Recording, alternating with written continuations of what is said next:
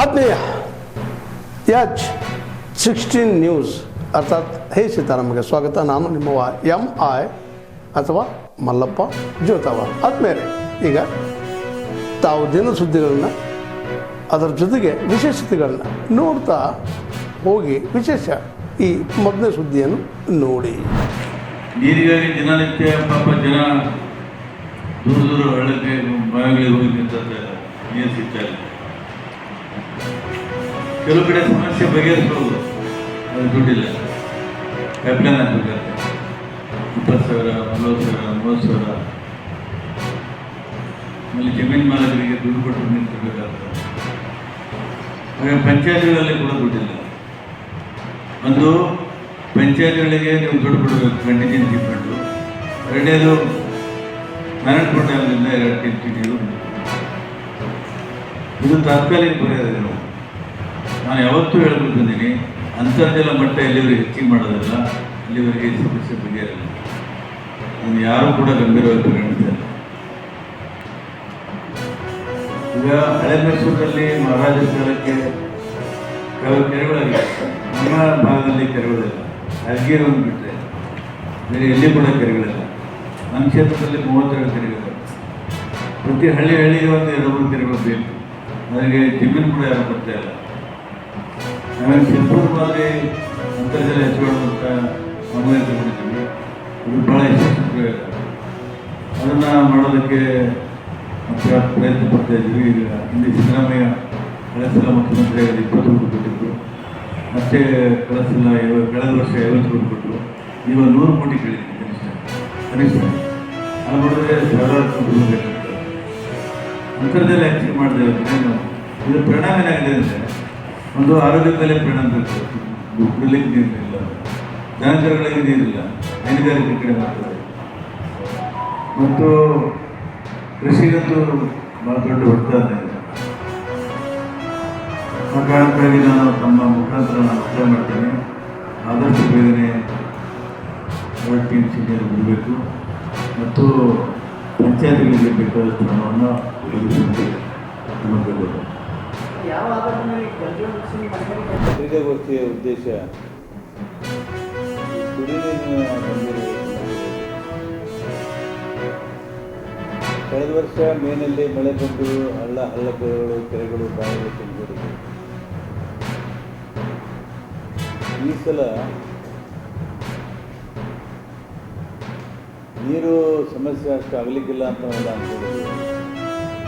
ಈಗ ಅಂತರ್ಜಲ ನೀರಿನ ಸಮಸ್ಯೆ ಆಗಲಿಕ್ಕಿಲ್ಲ ಅಂತ. ಆದರೆ ಈ ವರ್ಷ ಫೆಬ್ರವರಿಯಲ್ಲೇ ನಮಗೆ ಸಮಸ್ಯೆ ಪ್ರಾರಂಭ ಆಯಿತು.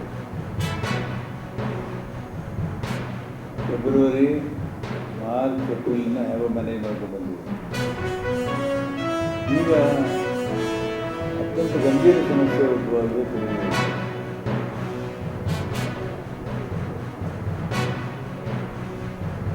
ಪಂಚಾಯತ್ಗಳಲ್ಲಿ ದುಡ್ಡಿಲ್ಲ. ಆಮೇಲೆ ಪಂಚಾಯತ್ಗಳಲ್ಲಿ ಪ್ರತಿನಿಧಿಗಳು ಯಾರೂ ಗೆದ್ದಿಲ್ಲ. ಜಿಲ್ಲಾ ಪಂಚಾಯತ್ ಇಲ್ಲ, ತಾಲೂಕು ಪಂಚಾಯತ್ ಇಲ್ಲ, ಗ್ರಾಮ ಪಂಚಾಯತ್ ಇಲ್ಲ. ಜನಪ್ರತಿನಿಧಿಗಳು ಕೆಳಮಟ್ಟದಲ್ಲಿ ಯಾರೂ ಇಲ್ಲ.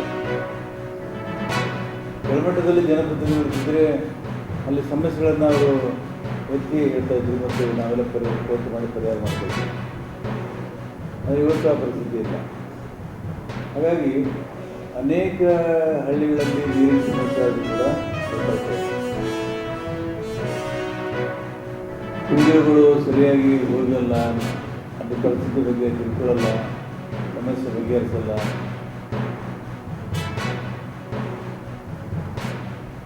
ಎಷ್ಟೋ ಸಲ ನಾನೇ ಫೋನ್ ಮಾಡಿ PDOಗಳು ಫೋನ್ ಮಾಡಿದ್ರು ಫೋನ್ ತೆಗೆಯಲ್ಲ.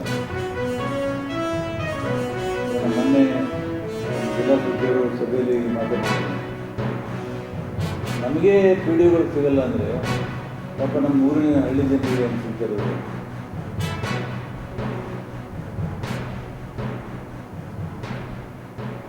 ದಿನದಿನಕ್ಕೆ ಬಿಸಿಲು ಜಾಸ್ತಿನೇ ಆಗ್ತಾ ಇದೆ. ಹವಾಮಾನ ವರದಿ ಪ್ರಕಾರ ಈ ವರ್ಷ ಇನ್ನೂ ಹೆಚ್ಚು ಬಿಸಿಲು ಬರ್ಬೋದು ಮೇನಲ್ಲಿ ಅಂತ ಸೂಚನೆ ಇದೆ.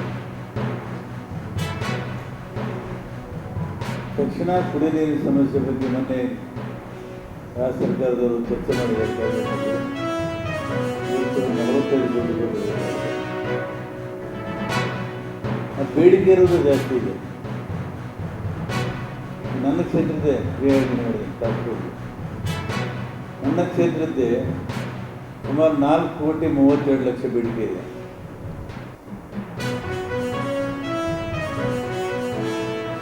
ಪಂಚಾಯತ್ಗಳಲ್ಲಂತೂ ದುಡ್ಡಿಲ್ಲ. ಸರ್ಕಾರ ದುಡ್ಡಿದೆ ಅಂತ ಹೇಳ್ತದೆ.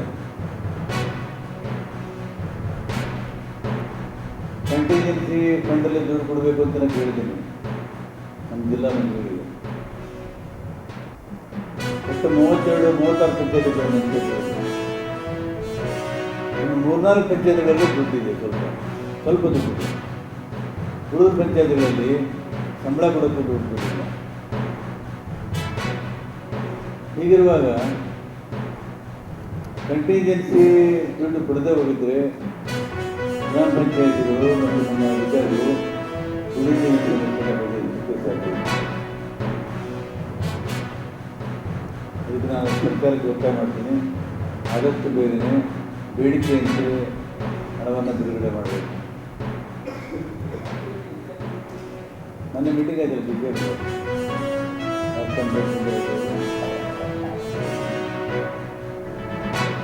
ಸಿದ್ದಾಪುರಕ್ಕೆ ಹೋಗಿ ಮೀಟಿಂಗ್ ಮಾಡೋದು. ಅದಕ್ಕೆ ನಾನೊಂದು ದಾರಿ ಹುಡುಕಿದ್ದೀನಿ. ಈಗ ಭೀಮಾನಲ್ಲಿ ಕೂಡ ನೀರಿಲ್ಲ, ಭೀಮಾನಲ್ಲಿ ಕೂಡ ಬತ್ತಿಲ್ಲ. ಅವರು ಮೇಲೆ ನೀರು ಬಿಟ್ಟರೆ ಮಾತ್ರ ನಮ್ಮ ನೀರು ಬರ್ತದೆ ಉಜಿನಿಯಿಂದ. ಅವ್ರು ಬಿಡ್ತಾರೋ ಗೊತ್ತಿಲ್ಲ, ಬೇರೆ ಸರ್ಕಾರ ಇದೆ, ರಾಜ್ಯ ಸರ್ಕಾರ. ಅದಕ್ಕೆ ನಾರಾಯಣಪುರ ಡ್ಯಾಮಿಂದ ಇಂಡಿ ಕೆನಲ್ ಮುಖಾಂತರ ನೀರು 2 ಟಿಎಂಸಿ ಬಿಟ್ಟರೆ ಇಂಡಿ, ಆಲ್ಮೇಲ, ಅಫ್ಜಲ್ಪುರ, ದೇವರ್ಗಿ ಮತ್ತು ಕಲಬುರಗಿ ತಾಲೂಕು ಅಂತಲೇ ಹಳಮೆಟ್ಟು ತಾಲೂಕಿಗೆ ಕೂಡ ನದಿ ದಂಡೆಯಲ್ಲಿ ಇರ್ತಕ್ಕಂಥ ಪ್ರದೇಶಕ್ಕೆ ಕುಡಿ ನೀರಿನ ಸಮಸ್ಯೆ ಸ್ವಲ್ಪ ಪರಿಹಾರ ಸಿಗಬಹುದು. ಅದಕ್ಕೆ ರಾಜ್ಯ ಸರ್ಕಾರದವರು ನಾನು ಸಂಬಂಧಪಟ್ಟ ಮುಖ್ಯಮಂತ್ರಿ ಹೇಳಿರುತ್ತೇನೆ ಮತ್ತು ನಮ್ಮ ನೀರಾವರಿ ಮಂತ್ರಿಗಳಾದ KCN DK ಶಿವಕುಮಾರ್ ಕೂಡ ಹೇಳಿರುತ್ತೇನೆ. ತಕ್ಷಣ 2 TMC ನೀರನ್ನು ನೀವು ಬಿಟ್ಟರೆ ಒಂದು ತಾತ್ಕಾಲಿಕ ಪರಿಹಾರ ಸಮಸ್ಯೆ ಇಟ್ಕೊಂಡಿದ್ದು ಸಾಧ್ಯತೆ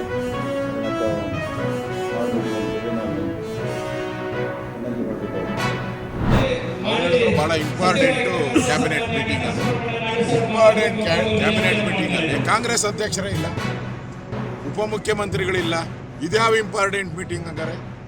ದಲಿತರದ ಒಂದು ತೀರ್ಮಾನ ತೆಗೆದುಕೊಂಡಿದ್ದೀರಲ್ಲ, ಅಲ್ಲಿ ಇರಬೇಕಾಯ್ತಲ್ಲ. DK ಶಿವಕುಮಾರ್ ಅವರು ಉಪಮುಖ್ಯಮಂತ್ರಿಗಳು ಮುಂದೆ ಮುಖ್ಯಮಂತ್ರಿಗಳಾಗಬೇಕು ಅಂತ ಕನಸು ಕಂಡಿದ್ದಾರೆ. ಈಗಾಗಲೇ ಡೆಲ್ಲಿಯಲ್ಲಿ ಅಲ್ಲೇ ಚೇರ್ ಹಾಕ್ಕೊಂಡು ಭದ್ರ ಕೂತಿದ್ದಾರೆ. ಕೊಡ್ತಿರೋ ಇಲ್ಲೋ ಒತ್ತು ಕಿತ್ಕೊಂಡು ಅಂತೇಳಿ ಅಲ್ಲಿ ಖರ್ಗೆ ಮನೆ ಹತ್ರ ಎಲ್ಲರ ಮನೆ ಹತ್ರ ಸುತ್ತುತ್ತಾ ಇದ್ದಾರೆ.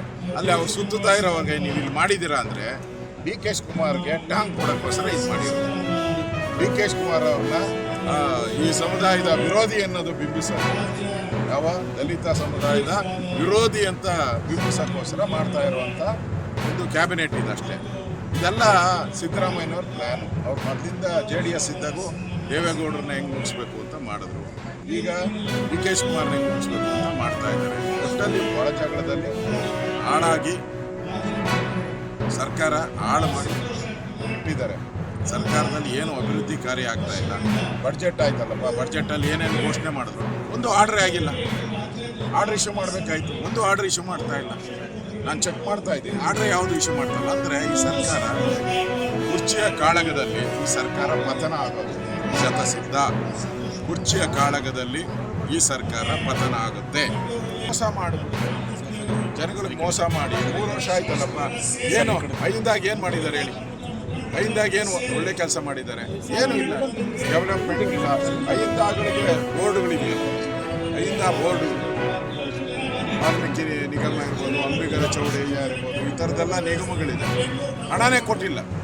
ಇನ್ನು ದಲಿತರ ಹಿಂದುಳಿದವ್ರಿಗೆ ಏನು ಮಾಡಿದ್ದಾರೆ ಅಂತ ಇವರು ಸಾಧನೆ ಮಾಡೋಕ್ಕೆ ಸಮಾವೇಶ ಮಾಡ್ತಾ ಇದ್ರು. ಇದೆಲ್ಲ ನಾಟಕ. ಸಿದ್ದರಾಮಯ್ಯನವರು ಕುರ್ಚಿಯನ್ನು ಬಿಟ್ಕೊಡೋಕ್ಕೆ ಆಗದೆ ಡಿ ಕೆ ಶಿವಕುಮಾರ್ಗೆ ಟಾಂಗ್ ಕೊಡೋಕ್ಕೋಸ್ಕರ ಮಾಡ್ತಾ ಇರುವಂಥ ಸಮಾವೇಶ ಅಷ್ಟೇ. ಅದು ಡಿ ಕೆ ಟಾಂಗ್ ಸಮಾವೇಶ, ಅಹಿಂದ ಸಮಾವೇಶ ಅಲ್ಲ. ಡಿ ಕೆ ಟಾಂಗ್ ಸಮಾವೇಶ ಕಾಂಗ್ರೆಸ್. ಸಾಮಾನ್ಯ ಸಿದ್ದರಾಮಯ್ಯನವರು ಇವತ್ತು ಮೀಸಲಾತಿ ವಿಚಾರದಲ್ಲಿ ಭಾಳ ದೊಡ್ಡ ಹಿಂದುಳಿದಂಥ ಸಮುದಾಯಗಳಿಗೆ SC/STಗಳಿಗೆ ದೊಡ್ಡ ಮೋಸವನ್ನು ಕೂಡ ಮಾಡಿದಂಥ ಕೆಲಸ ಆಗಿದೆ. ಯಾಕಂದರೆ ಬಹುಶಃ ನಾನು ಈ ರಾಜ್ಯದಲ್ಲಿದ್ದಂಥ ಗೃಹ ಮಂತ್ರಿಗಳಾದಂಥ ಸಾಮಾನ್ಯ ಪರಮೇಶ್ವರ್ ಹಿಡ್ಕೊಂಡು, ಅದೇ ರೀತಿ ಮಾದೇವಪ್ಪನ ಹಿಡ್ಕೊಂಡು ಎಲ್ಲ ಶಾಸಕರೆಲ್ಲರೂ ಕೂಡ ಅವ್ರು ಯಾಕೆ ಬಾಯಿಗೆ ಬಟ್ಟೆ ಕಟ್ಕೊಂಡು ಕೂತಾರೆ ಅಂತ ಆಗ್ತಾ ಇಲ್ಲ. ಅಷ್ಟು ದೊಡ್ಡ ಅನ್ಯಾಯ ಆಗುವಂಥ ಟೈಮಲ್ಲಿ ಕೋರ್ಟಲ್ಲಿ ಈ ವ್ಯಾಜ್ಯವನ್ನು ಈ ಕೇಸ್ ನಡೆಯುವಂಥ ಟೈಮಲ್ಲಿ ಕೂಡ ಯಾರು ಕೂಡ ವಕೀಲರು ಕೂಡ ಹೋಗಿಲ್ಲ. ಇವತ್ತು ಸರ್ಕಾರ ಇವತ್ತು ಆ ಬೇಜವಾಬ್ದಾರಿತನದಿಂದಲೇ ಇವತ್ತು 56% ಮೀಸಲಾತಿ ಇದ್ದಂಥದ್ದು ಇವತ್ತು 50% ಒಳಗಡೆ ಮಾಡೋಂಥ ಕೆಲಸ ಮಾಡಿದ್ದಾರೆ. ಇವತ್ತು ಸಣ್ಣ ಖರ್ಗೆಯವರು ಅವರು ಹೇಳ್ತಾ ಇದ್ದಾರಂತೆ ನಿನ್ನೆ ಮೊನ್ನೆ ನಮ್ಮ ಮೀಸಲಾತಿಯನ್ನು ಬಗೆಹರಿಸೋಂಥ ಕೆಲಸ ಮಾಡಿದ್ದಾರೆ. ಇವತ್ತು ನಾನು ಕೇಳ್ತಾ ಇದ್ದೀನಿ, ಇವತ್ತು ನಿಮಗೆ ಕೇವಲ ಚುನಾವಣೆಗೆ ಮಾತ್ರ ಇವತ್ತು ಅವ್ರನ್ನ ಟ್ರಂಪ್ ಕಾರ್ಡ್ ಆಗಿ ಬಳಸ್ಕೊಂಡು ಹೆಂಗಾಗತ್ತೆ ಶಿವ? ಇವತ್ತು ಚುನಾವಣೆ ಮುಗಿದ ನಂತರ ಇವತ್ತು ಕಸದ ತೊಟ್ಟಿಗೆ ಎಸೆಯುವಂಥ ಕೆಲಸ ನಾವೆಲ್ಲ ಮಾಡಿದ್ರು. ಹಾಗಾಗಿ ನಾನು ಇವತ್ತು ದಲಿತರಿಗೆ ಈ ದಲಿತರಿಗೆ ಅಂದ್ರಿಗಿನ ಈ ಸಿನಿಮಾ ಅಂದ್ರಿಗಿನ ಈ ಮೀಸಲಾತಿ ವಿಚಾರ ಈ ಸಿನಿಮಾಕ್ಕೆ ಕ್ಲೈಮ್ಯಾಕ್ಸಲ್ಲಿ ಒಬ್ಬ ವಿಲನ್ ಅಂದರೆ ಈ ಒಳ ಮೀಸಲಾತಿ ವಿಚಾರದಲ್ಲಿ ಈ ಸಿನಿಮಾಗೆ ಹೀರೋ ವಿಲನ್ ಆಗಿದ್ದಾನೆ. ಆ ದಲಿತರಿಗೆಲ್ಲ ವಿಲನ್ ಸಿದ್ದರಾಮಯ್ಯ ಅಂತ ಮಾತಾಡ್ತಾರೆ ಅಂತ ಹೇಳ್ಬೇಕು. ತಾವೆಲ್ಲ ಇಲ್ಲಿವರೆಗೆ ಸುದ್ದಿಗಳನ್ನು ನೋಡಿದಿರಿ, ಜೊತೆಗೆ ವಿಶೇಷ ಘಟನೆಗಳನ್ನು ಸಹ ನೋಡಿದಿರಿ. ಅದು ನಿಮ್ಗೇನು ಅನ್ನಿಸ್ತು? ನಿಮಗೆ ಲೈಕ್ ಮಾಡಿರಿ, ಶೇರ್ ಮಾಡಿರಿ, ಕಾಮೆಂಟ್ ಮಾಡಿರಿ, ಜೊತೆಗೆ ಸಬ್ಸ್ಕ್ರೈಬ್ ನಿಲ್ಲಿಸ್ಬೇಡ್ರಿ. H16 ನ್ಯೂಸ್ ಅರ್ಥಾತ್ ಸಿದ್ದರಾಮಯ್ಯ ಸತ್ಯದ ಕೈಗನ್ನಡಿ ವಂದನೆಗಳು.